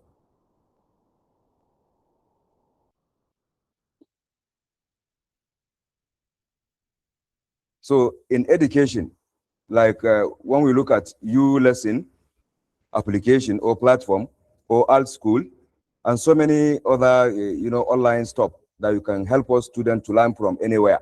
You can learn from your comfort of your home. You can learn while on transit, like this presentation I'm doing, I'm on transit. So don't mind me because I am not stable a bit, but I just try to deliver because I'm already taking it upon myself to do so. So this example that I'm just trying to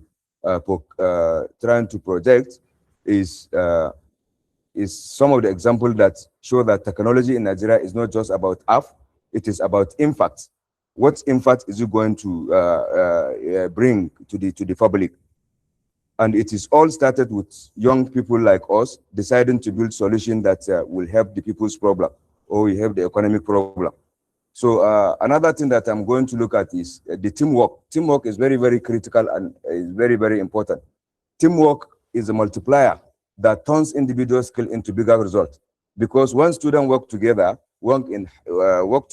collaborate, a big idea will grow faster and problem will get solved better. So for instance, we look at something like CC Hub, which is Angela, which is a local hub that grows into platform and companies. We look at hackathon and program.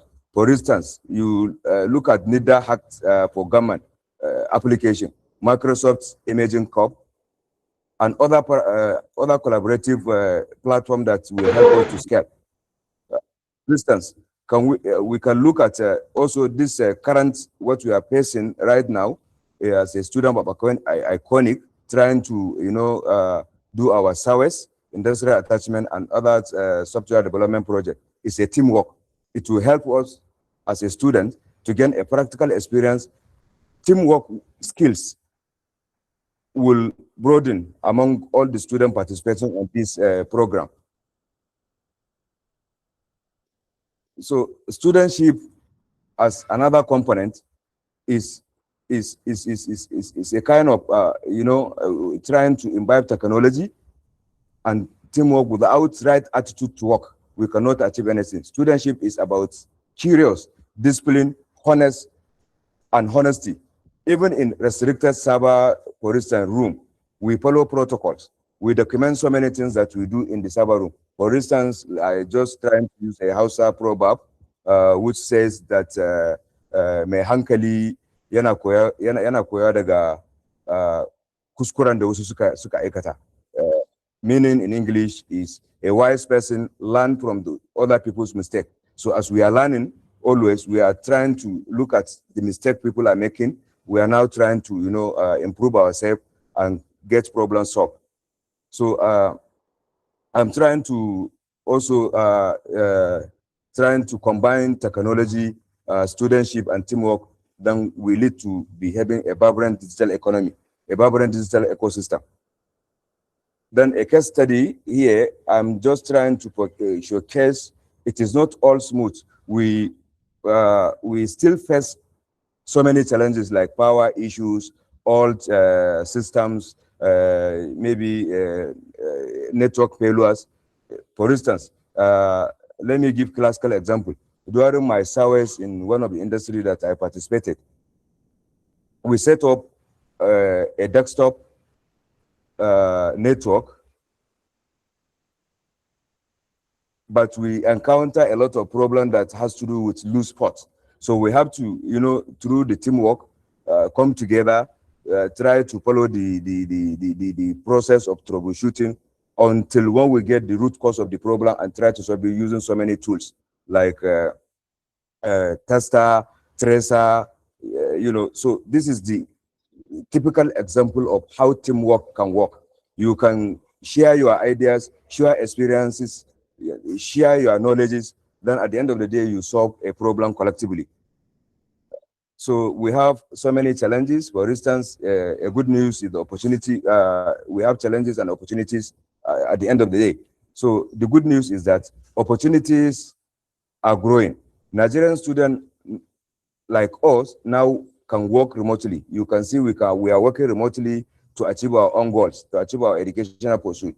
So you can be somewhere in Kano, somebody in Sokoto, somebody in Lagos, somebody in Katsina, somebody in America, somebody in London.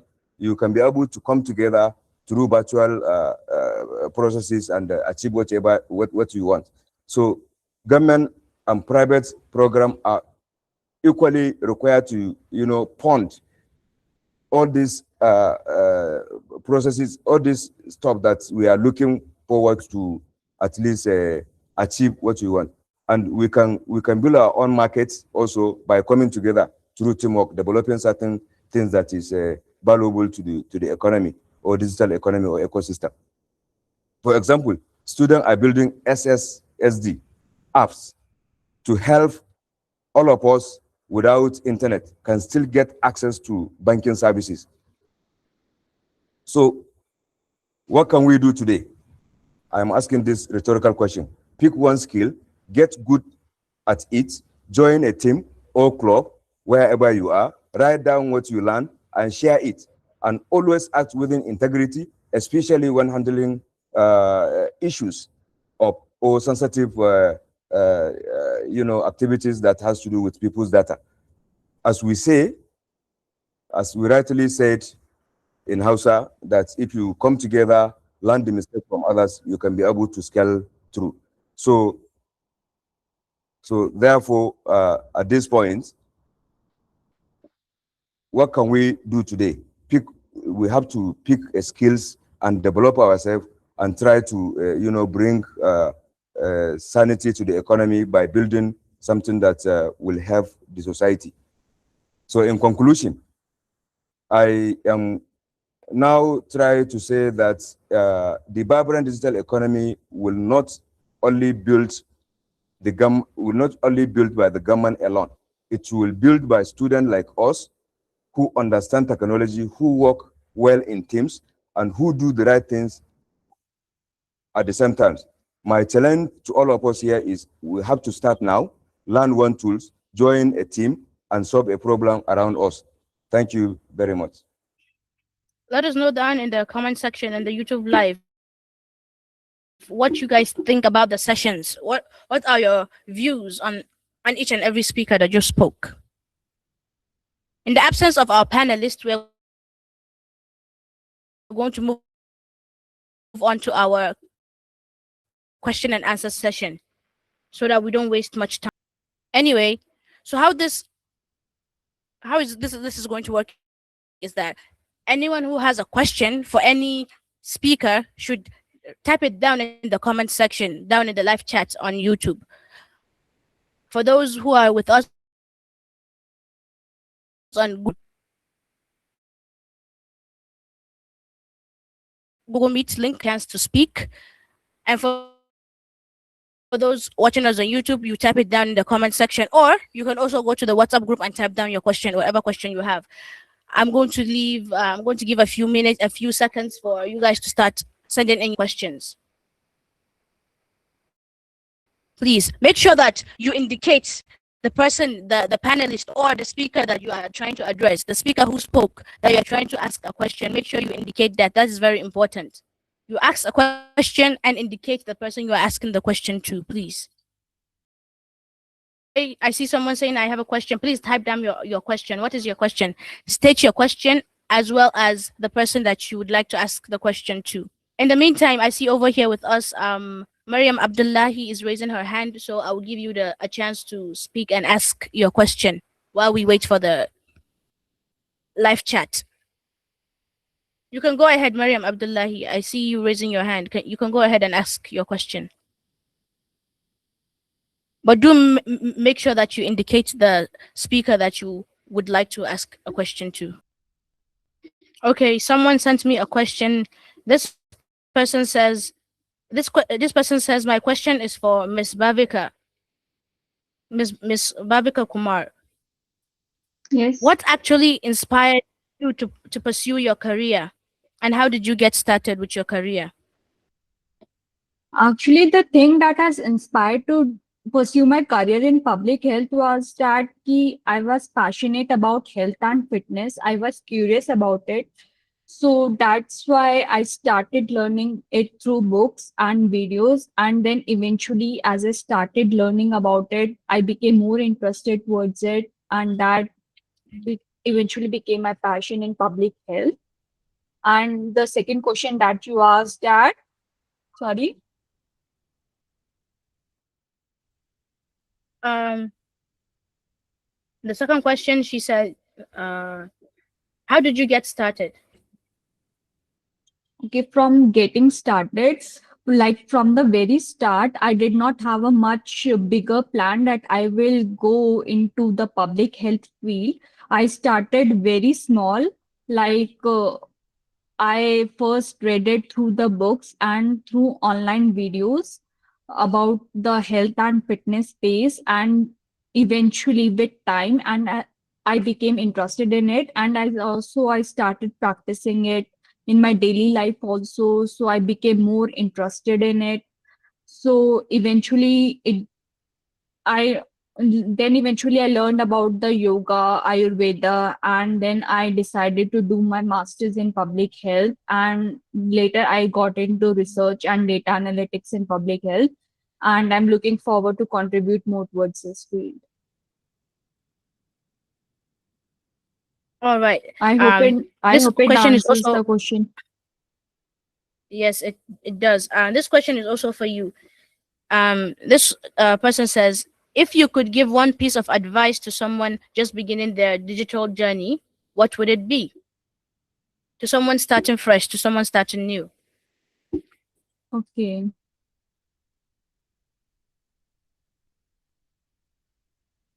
I would say first, only one means one piece of advice, are you asking, right? Yes. I would say is that stay curious, because digital journey may not yield result, may not get results so much fast. So have an open mindset, stay curious, and enjoy the process more, and eventually you will get your results. I hope it answers the question. Yes, it does. Thank you very much.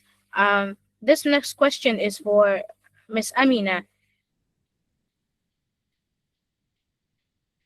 And this person says, how can students use their social media platforms to create opportunities instead of using it for distractions? This question is for Miss Amina, and she wants to know how she can use social media to create opportunities instead of using it for distractions. Okay. Thank you so much, Aisha. So to use social media for opportunities rather than distractions, there are two ways. It's either you're a consumer or you are the provider, right?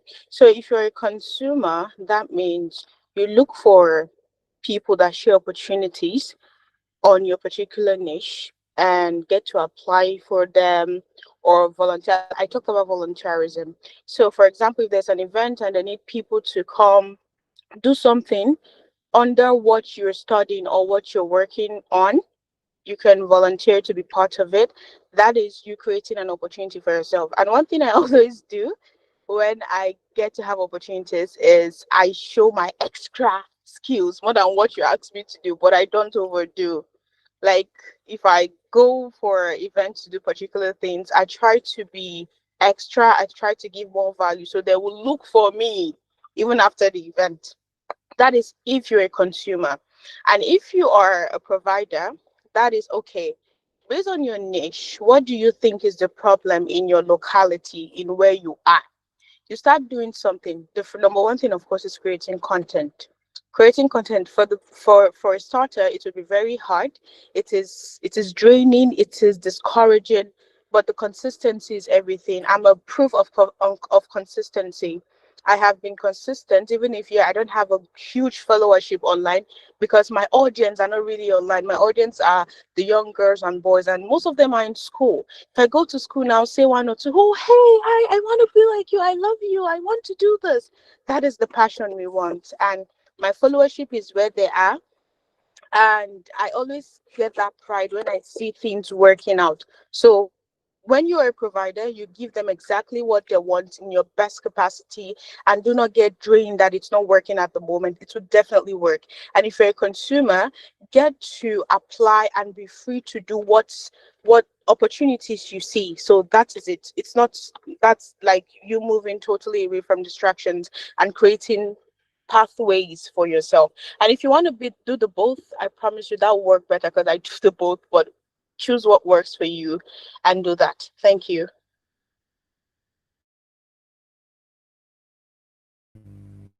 All right, thank you, Amina, for that.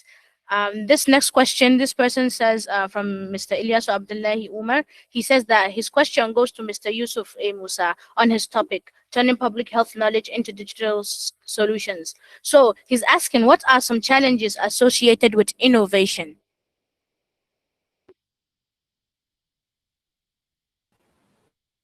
Hello. To innovate. I know it might sound silly, but the innovation itself is a challenge. Because let me ask you this question. Let's say you are in the southern part of Nigeria, where it's more of Christian practice based states, and for you to innovate a tally count, does it make sense? I'm asking a question.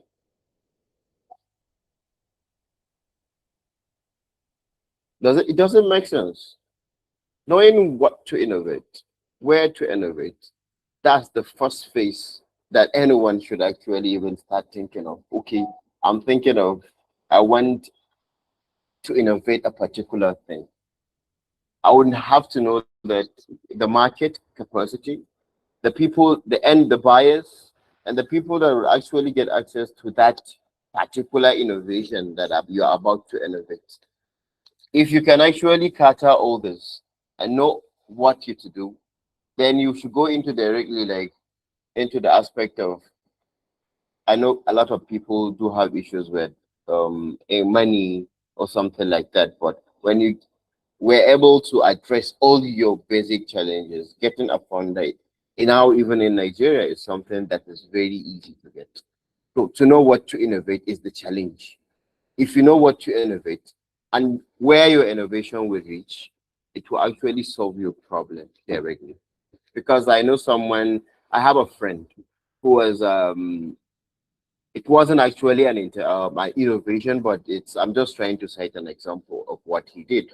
He was a banker, and then he retired the job and created a construction. He created a company that does this aspect of creation. And to pay me, he was able to secure a 6 billion project. And he doesn't have he doesn't have 50 million in his account. He doesn't have 20 million. He just know where to put his idea. He asked someone, I have this project. We need so amount. And the guy gave him the money, and he gave the money to the people that will allocate the project. And now currently he's doing the project in Bauchi State, a 6 billion worth project.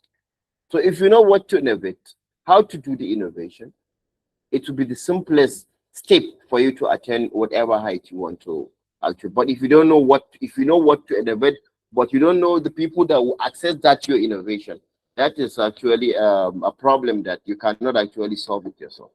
I hope I answered you well. Thank you. All right. He said that what mistakes do you see young creatives making when trying to break into the industry? Okay, I get the question now.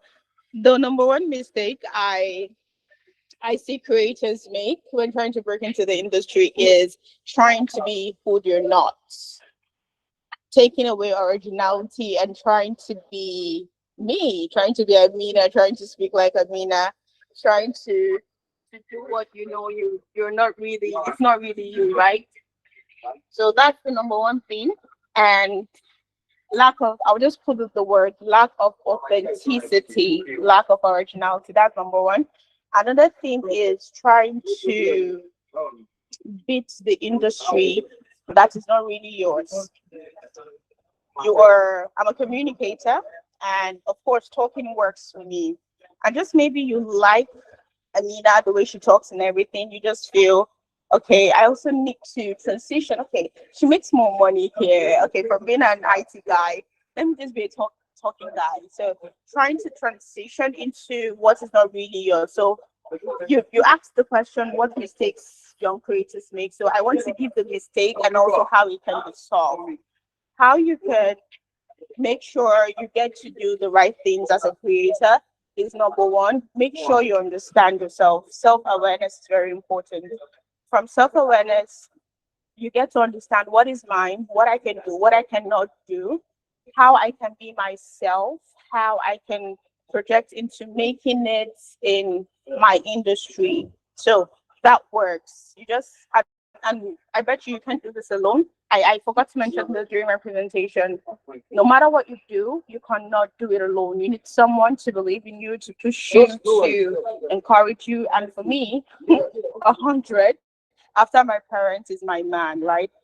Someone that just believes you could do it, and someone that can make you understand that, okay, if you're moving out of the path of, in Christianity, they call it righteousness. If you're moving out of the path of righteousness, you need someone to put you back on track and be like, hey, this is not what you are, or this is who you are. So setting your path right. So literally, that's the least I can say to you to time. Thank you. All right. This question goes out to Mr. Mukhtar. Well, she says that she is a great seller, and she wants to know about. She wants to know if she can make she can make pitching for her product. That she's a great seller, and she wants to know that if she could make pitching for her product. Mr. Mukhtar. Okay, thank you. Yes, I'm with you. Can you please come again with your question? A great seller or a great seller? Grit. Okay. Grits. Yeah. She sells grits.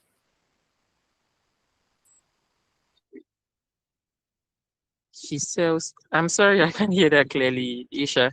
She sells what? Or can you just type that in the chat? Grits. GRITTS. That's what she wrote. That's what she sells. GRITTS. Okay. I guess it's like grains. I think it's supposed to be like grains. Grains. Okay. Yeah, thank you. Okay, yeah, so to answer your question, I don't know exactly what that is, but I'm just going to use the suggestion that Aisha gave, which is like grits. So like grains. Basically, the art of pitching is not only limited to just digital skills or just the online space. In virtually our day-to-day life, we pitch everywhere you go. Just for instance, the example that the second speaker, Amina, gave, where she mentioned that if you go to the market and someone asks you that, and you go to market to buy something, let's say you want to buy her pillow. I don't know why she used her pillow. Okay, I'm also going to use her pillow. You want to buy her pillow, and the seller tells you 10,000 naira. You most likely you not buy it at that price initially. You want to renegotiate. You want to get a discount or get something lesser. Now, let's turn the table and look at yourself as the seller. What you want to do to get that customer or to get that client, more like customer in this case, is pitching. You want that person to buy that pillow at the cost of 10,000 naira. So you have to pitch to them for them to buy that pillow. So the pitching will go like, you're not going to just go on My pillow is good, my pillow is handsome, but rather you tell them, you pitch to their, the name say one very basic thing you can use is pitch to their problem. what what is the major problem they face, how they have sleep apnea or stress after they wake up from sleep, and you lean into that, you factor in into that. So yes, pitch comes in, you pitch in every aspect of life, not necessarily just if you are on a digital product or digital business. You can pitch in, we pitch virtually everything. So yes, you can pitch in your great business, and I wish you success in that. Well done. All right, I think that will be the last question we'll be taking for this session. Please do stick around, because at the end, towards the end, there will be an assessment form for you guys to fill out. There's our participants, there is an assessment form for you to fill out that will serve as your attendance and proof that you have attended and you have been with us throughout this summit. So make sure you stick around to the end for me to share. I will share the link in the live chat. I'll pin it, as well as I will show you a barcode you can just easily scan and fill out the assessment session. Know that the assessment form has an expiry time. Yeah, this is for those only who have attended. So if you haven't attended, you won't be able to earn your certification. So that assessment is important for you to earn your certification. Make sure you stick around for that announcement for the assessment. Now, we have heard from an incredible lineup of speakers. Therefore, I would like to say that this summit is coming towards its ending. Our keynote speaker, our guest speakers, the partners, organizers, and every person who participated to make this event engaging and worthwhile, I would like to give my sincere thanks to all of you. Thank you very much. I appreciate you giving us your time, your energy, and everything you brought into today's session.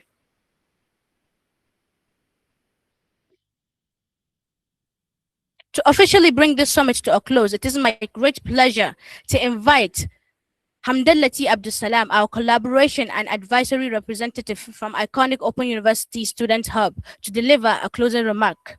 Sir, if you're here with us, you're welcome. Good afternoon.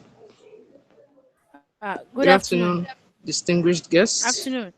our esteemed speakers, now hear you. organizers, partners, and every participant who joined us today. As we come to the end of the Melanin Codes Digital Empowerment Summit 2026 in collaboration with the iconic Student Hub run by me, I would like to express my heartfelt gratitude to everyone who made this event a success. Today has been a journey of learning, inspiration, and empowerment. From the keynote address to the insightful presentations and engaging discussions, we have been reminded that the digital world is full of opportunities waiting to be explored. We have heard stories of resilience, innovation, leadership, and purpose, lessons that extend far beyond today's program. To our keynote speaker and all our speakers, thank you for generously sharing your knowledge, experiences, and practical insights. Your words have inspired us to dream bigger, learn continuously, and embrace technology as a tool for creating positive change. To our organizers, moderators, technical team, and volunteers, thank you for your dedication and hard work behind the scenes. Events like this are only possible because of your commitment and teamwork. And to every participant, thank you for investing your time in your personal and professional growth. The true impact of this summit will not be measured by today's attendance, but by the actions we take after leaving here. Let us continue to learn, build, collaborate, and support one another as we contribute to shaping a more inclusive and innovative digital future. As we leave this summit, I encourage each of us to remember that every expert was once a beginner. Every innovation starts as an idea, and every meaningful journey begins with a single step. Let today's conversations become tomorrow's actions. On behalf of the organizing team, thank you once again for being part of the Digital Empowerment Summit 2026.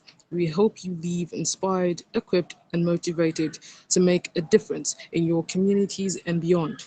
May we continue to grow, innovate, and empower one another. Thank you all for your presence and participation. Thank you, and God bless you all. Thank you, everyone. Thank you so much, Hamdallah, for that wonderful closing remark. As we come to the end of the Melanin Codes Digital Empowerment Summit, it is my privilege to express our heartfelt gratitude to everyone who contributed to today's event and making it a success. First and foremost, I would like to thank God for granting us the opportunity to organize and successfully complete this summit.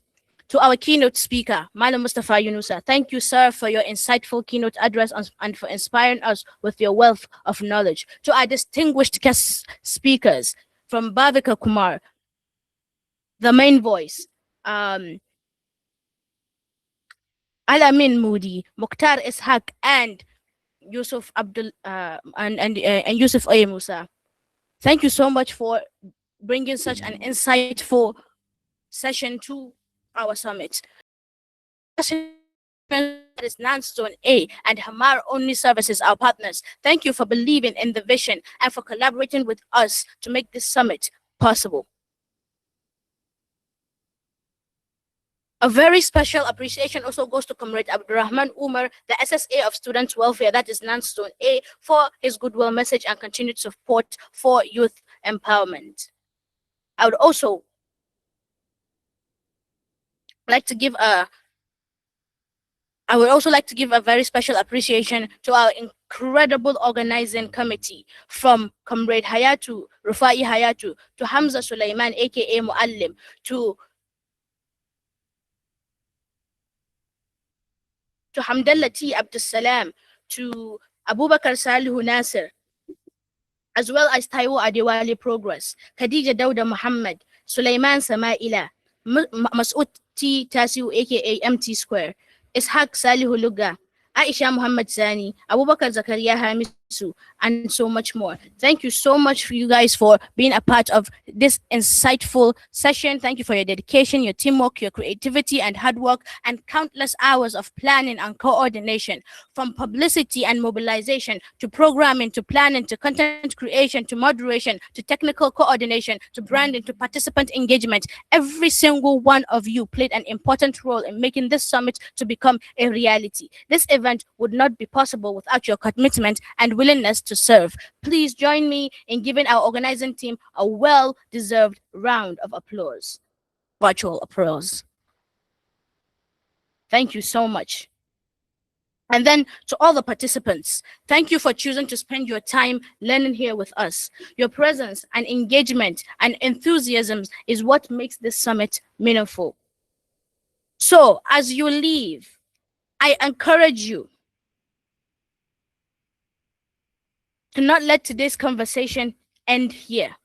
Put what you have learned into practice and continue developing your digital skills. I remember that every great career begins with the willingness to learn. So before you leave, make sure that you complete your post-event assessment and feedback form. Here is the link. Here is the QR code so everybody could scan it and fill it out, because only participants who have successfully completed the assessment and meet the attendance requirement will receive their certification via email. I will also be adding the link. I'll also be sharing the link. I'll also be pinning it on the live chat. So being said, on behalf of the Melanin Codes Web Studios and our partners, thank you so much for many more doors and opportunities for you to continue and inspire you to move confidently in your learning. Digital Empowerment Summit 2026. Amazing, wonderful. We look forward to seeing you guys at future Melanin Code events. Stay safe. From learning to earning. Building digital skills for the digital economy.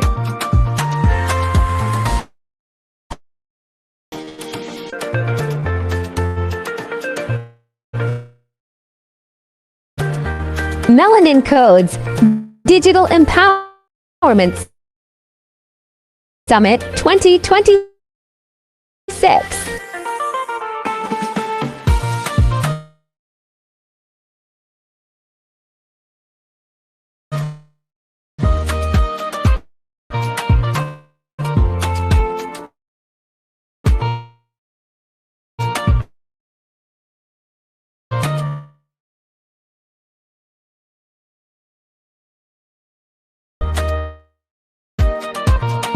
From learning to earning, building digital skills for the digital economy.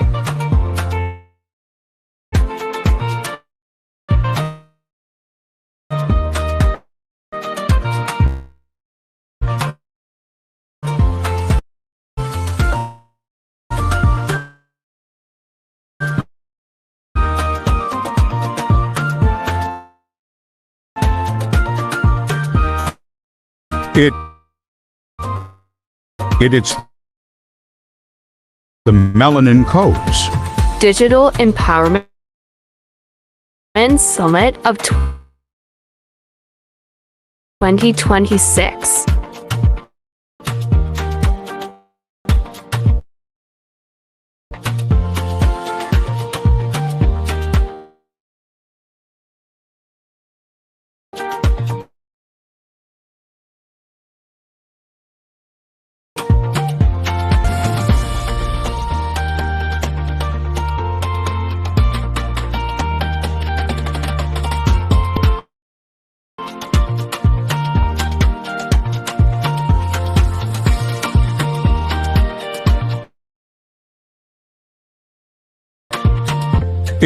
It's the Melanin Codes. Digital Empowerment Summit of 2026.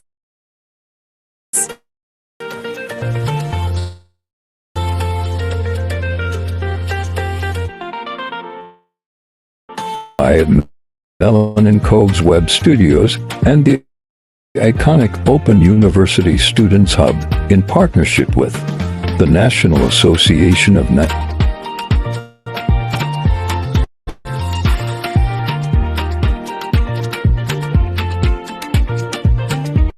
Empowerment Summit, brought to you by Melanin, in partnership with the National Association of Nigerian Students Non-Zone and Hammer Omni Services.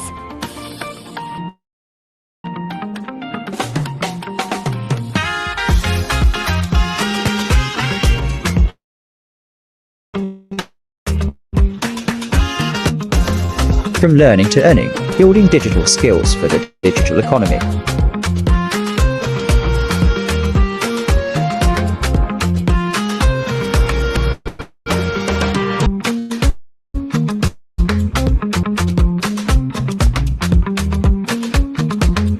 Melanin Codes partnership with the National Association of Nigeria.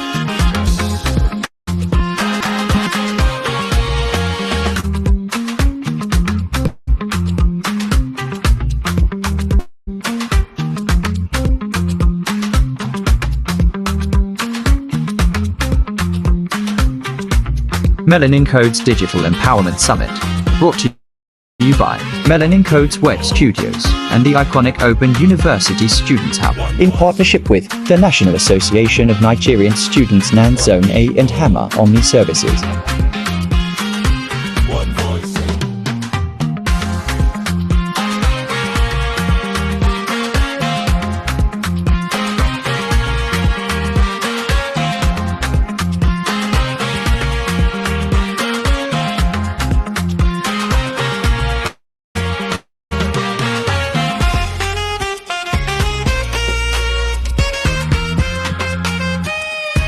Summit, brought to you by Melanin Codes Web Studios and the iconic Open University Students Hub, in partnership with and Hammer Omni Services.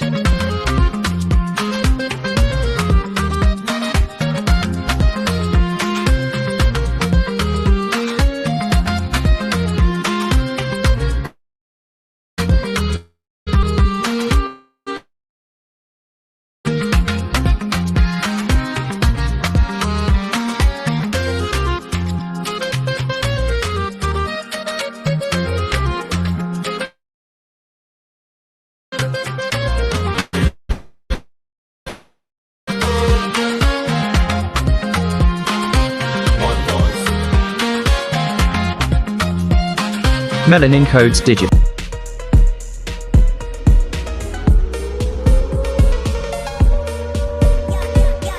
Isha Melanin YouTube channel, Isha Melanin YouTube channel, Isha Melanin YouTube channel zamuje.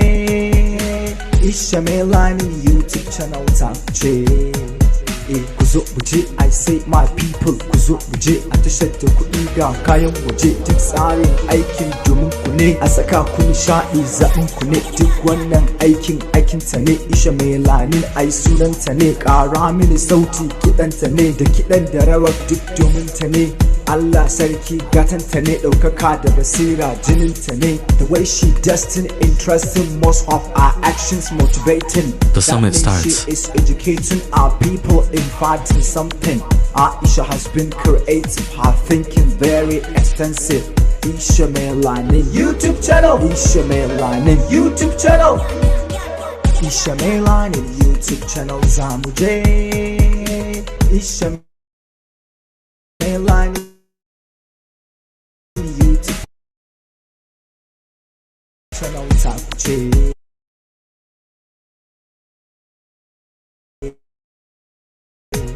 Isha Melanin, Isha Melanin, Aisha kin wuce sa'an ne a karata har fagen tunani. Aisha na da kyan kamanni ga kunya